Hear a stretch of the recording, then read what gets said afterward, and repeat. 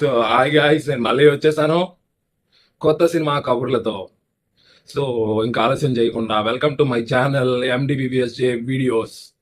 So ఇవాళ మన కథ ఏంటంటే, ఒక గ్రామంలో ఒక గుర్తింపు లేని కుర్రోడు. సో ఆ కుర్రోడికి చెందిన ఊరు. సో ఆ ఊరికి కూడా గుర్తింపు ఉండదన్నమాట.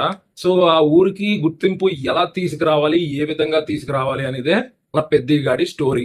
సో ఫస్ట్ ఆఫ్ ఆల్ నాకు ఇందులో నచ్చిన అంశాల గురించి మాట్లాడుకుందాం. సో రామ్ చరణ్ యాక్టింగ్ అయితే మాత్రం భయ్యా సూపర్ భయ్యా, పిచ్చి కేకలైపోయాడు.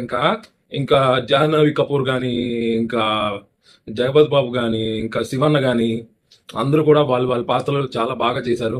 క్యారెక్టర్స్ అయితే మాత్రం చాలా బాగున్నాయి. జగపతి బాబు క్యారెక్టర్ చాలా ఎమోషనల్ గా కనెక్ట్ అవుతారనమాట. సో శివరాజ్ కుమార్ క్యారెక్టర్ చాలా పవర్ఫుల్ గా హుందాగా ఉంటది అనమాట. ఇంకా జాహ్నవి పాప క్యారెక్టర్ కి వస్తే ఇంకా తెలుసు, గ్లామర్ డాల్. సో గ్లామర్ ఎక్కడెక్కడ ఎలా ఎలా పంచాలో అలాగలా వాడుకున్నారు తన్ని. సో ఇంకా మెయిన్ స్టోరీకి వస్తే గనక, స్టార్టింగ్ లో చెప్పినట్టు ఒక గుర్తింపు లేని కుర్రోడు అనమాట ఈ పెద్ద ఆట కూలి. సో మళ్ళీ పుడతామా ఏంటి, వెళ్ళి పెద్ద చూసేయండి ఈ రివ్యూలో ఎందుకు. ఎందుకంటే మన తెలుగు సినిమా థియేటర్లో బతకాలి. సో అందువల్ల అందరూ పెద్దని చూడండి. సో బాగున్నా బాగాలేపోయినా సరే చూడండి. ఈ పెద్ద హిట్ బట్టే ఇంకా నెక్స్ట్ సినిమాలకి జనాలు వస్తారా రారా అనేది ఆధారపడి ఉంటది.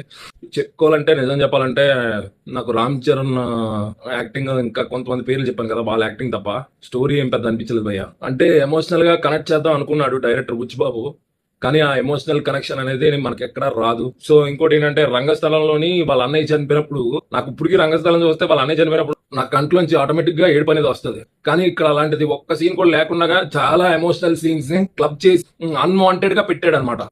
సో అది ఎందువల్ల పెట్టాడు ఏంటి అనేది కూడా కొన్ని దగ్గరలో నాకు అర్థం కాలేదు. సో మెయిన్ అది, బుచ్చిబాబు అసలు స్పోర్ట్స్ బ్యాక్గ్రౌండ్ తీద్దాం అనుకున్నాడు, బానే ఉంది, కానీ ఎమోషనల్ కనెక్షన్ గురించి బాగా ఎక్కువ ఆలోచించినట్టున్నాడు. సో అందువల్ల హిట్ అవ్వాల్సిన మూవీ యావరేజ్ టాక్ తెచ్చుకుంటదేమో అనిపిస్తుంది. కానీ హైలైట్స్ గురించి మాట్లాడుకుంటే, Ram Charan acting pics, music మాత్రం అసలు మన తెలుగు అయినా అనిపిస్తుంటాయి. ఆ ఏఆర్ రెహమాన్ ఎందుకు పెట్టాడో అర్థం కాలేదు. తమన్ని పెట్టుంటే మాత్రం ఇరగదీద్దుడు. కొన్ని సీన్లు అయితే మాత్రం ఎలివేషన్ సీన్లు కూడా చింపేద్దును తమనైతే మాత్రం. కానీ ఎక్కడో ఏదో మైనస్ భయ్య మూవీలోని.